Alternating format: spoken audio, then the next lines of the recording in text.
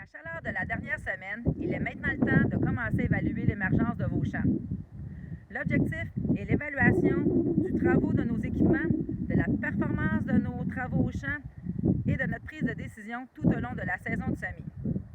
Il est important de comprendre ce qui se passe et de le faire maintenant, car dans un mois, il sera beaucoup plus difficile d'observer le pourquoi de certaines problématiques. Une des premières erreurs est d'évaluer l'uniformité d'émergence de notre champ à partir de la fenêtre de notre camion.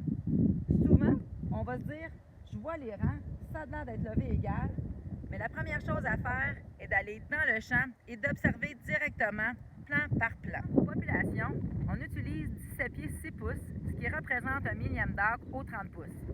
Est-ce que j'ai atteint ma population désirée? Il manque de plans? Il est temps de les déterrer et d'observer ce qui s'est passé. Il n'y a pas de semences, il y a plusieurs doublons. Est-ce que vos équipements ont bien performé? Est-ce qu'il est temps de changer certaines pièces ou rectifier certains ajustements pour l'an prochain? Au premier semis, et il est normal d'avoir des grains en tire-bouchon, que les feuilles se sont déployées sous le sol.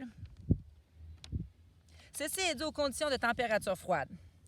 Le type de sol, la profondeur de semis et la présence de résidus ont un impact sur ce phénomène de conditions de stress ou de température froide sur la semence. La levée est uniforme. Il est important d'avoir une levée complète à l'intérieur de 48 heures pour optimiser vos rendements. Un facteur important est la profondeur de semis. Que ce soit les unités de votre planteur, vos disques, vos roues plombeuses, il est important de regarder à nouveau son équipement. La variation du type de sol a un impact majeur sur la variation de la température qui a un impact direct sur l'accumulation d'unités thermiques pour ce grain. Vos dates de semis. Et qu'est-ce qui est survenu par la suite? Est-ce qu'il y a eu d'appui dans le premier 24 heures? Dans le premier 48 heures? Et à quelle température? Est-ce que vous observez la présence de trous, un grain vide ou la présence d'insectes?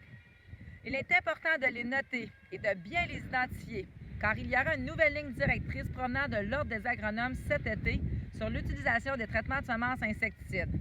Vous aurez sûrement une discussion avec votre représentant lors de vos achats de semences de l'automne prochain.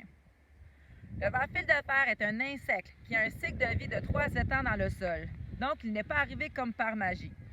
Par contre, la mouche de la légumineuse vient pondre ses œufs dans la matière organique en décomposition très tôt au printemps, tels que les fumiers et la mauvaise herbe. La présence de résidus a aussi un très gros impact sur la levée uniforme de notre maïs. Surtout suivant nos récoltes tardives, le non-travail du sol de ces champs l'automne passé, il est difficile d'avoir un semis précis dans autant de résidus de maïs qui n'a pas commencé à décomposer. Chaque grain placé dans un résidu n'a pas les conditions optimum, telles que le contact du sol avec la semence, la température variable et l'humidité. Peut avoir un impact immense sur l'uniformité.